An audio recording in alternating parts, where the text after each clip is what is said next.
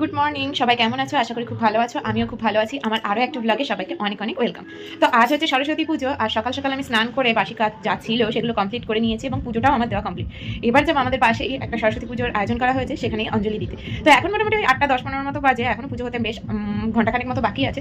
তো আমি এখন রেডি হবো এবং রেডি হয়ে তারপরে যাবো, এবং এরপরে যাবো বাপের বাড়িতে, এবং সেগুলো সবই তোমাদের সঙ্গে শেয়ার করবো। আর রাত্রে আছে আরও একটা চমক, তো দেখতে থাকো অবশ্যই। কিন্তু ভালো লাগলে লাইক কমেন্ট শেয়ার করো। সবাইকে সরস্বতী পুজোর অনেক অনেক শুভেচ্ছা। যে শাড়িটা পরে আমি অঞ্জলি দেবো সেটা তোমাদের সঙ্গে প্রথমে শেয়ার করি। চলো, এই যে শাড়িটা আর এই হচ্ছে সেই জুয়েলারিগুলো যেগুলো আমার বোন গোয়া থেকে আমার জন্য তৈরি করে দিয়েছে। তো চলো, এখন আমি গুছিয়ে রেডি, তো চলো এখন অঞ্জলি দিতে যাওয়া যাবে। এখন মোটামুটি 7:30 বেজে গেছে, তো এখন আমাদের সময় হয়েছে।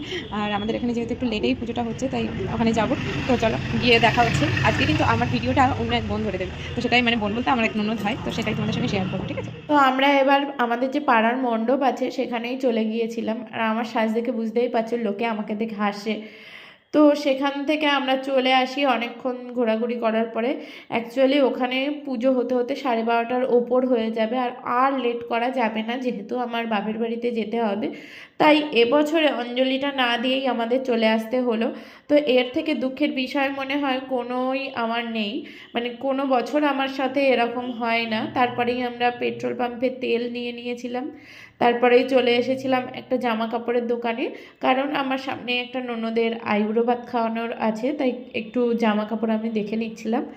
তো তারপরে আমরা একটু প্রিন্স থেকে খেয়ে আমরা চলে গিয়েছিলাম মামার বাড়িতে, কারণ মামার বাড়িতে আজকে নেমন্তন্ন ছিল সরস্বতী পুজোর। আর এই দেখো, এই যে সুন্দর সরস্বতী ঠাকুর, আজকে কিন্তু আমি মোট 3 জায়গা সরস্বতী তোমাদের সঙ্গে দেখাবো। আর খাওয়া দাওয়া হচ্ছিল ছাদে, তো সেখানেই আমরা সবাই খাওয়া দাওয়া করে নিচ্ছিলাম। তারপরেই বাড়ি চলে এসেছি। এর পরের পার্টে তোমরা দেখতে পাবে সারাদিন কি করলাম তার নেক্সট